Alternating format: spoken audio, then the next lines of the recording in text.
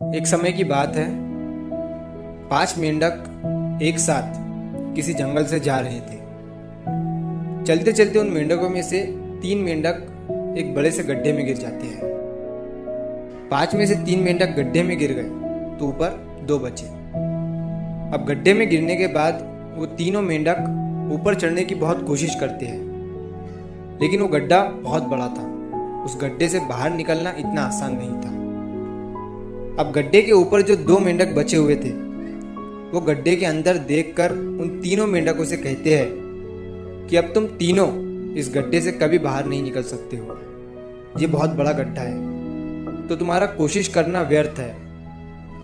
ये सुनने के बाद उन तीनों मेंढकों में से एक मेंढक को लगता है कि ये सही बोल रहे हैं। ये गड्ढा बहुत बड़ा है और अब हम इसमें से कभी नहीं निकल सकते हैं। तो वो मेंढक थोड़ी कोशिश करने के बाद हार मान लेता है और उसी गड्ढे में एक जगह आराम से जाकर बैठ जाता है। अब बाकी जो 2 मेंढक थे वो अभी भी ऊपर चढ़ने की कोशिश कर रहे थे। अब उन दोनों को देखकर ऊपर वाले मेंढक फिर से उन्हें ये कहते हैं कि तुम जो कोशिश कर रहे हो वो बेकार है। तुम इस गड्ढे से कभी बाहर नहीं निकल सकते हो और अब तुम्हें अपनी सारी जिंदगी इसी गड्ढे में गुजारनी पड़ेगी। अब ये सुनने के बाद जो 2 मेंढक कोशिश कर रहे थे ऊपर चढ़ने की, उनमें से एक और मेंढक को ये लगता है कि ये सही बोल रहे हैं। अब हम इस गड्ढे से कभी बाहर नहीं निकल सकते हैं और वो भी हार मानकर बैठ जाता है। लेकिन अभी भी उनमें से एक मेंढक ऊपर चढ़ने की कोशिश कर ही रहा था। ऊपर वाले 2 मेंढक उसे भी कहते हैं कि क्या तुम्हें सुनाई नहीं दे रहा है? उन दोनों ने हार मान लिया है और तुम अभी भी ये सोच रहे हो कि तुम इस बड़े से गड्ढे से बाहर निकल सकते हो।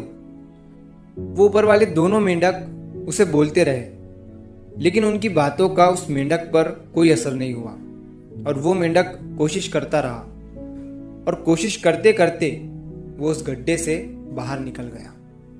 अब उसे वो सारे मेंढक देख रहे थे कि ये बाहर कैसे निकल गया। मैं आपको बताता हूँ कि वो मेंढक बाहर कैसे निकला। वो मेंढक इस बड़े गड्ढे से इसीलिए बाहर निकला क्योंकि वो मेंढक बहरा था, उसे कुछ सुनाई नहीं देता था।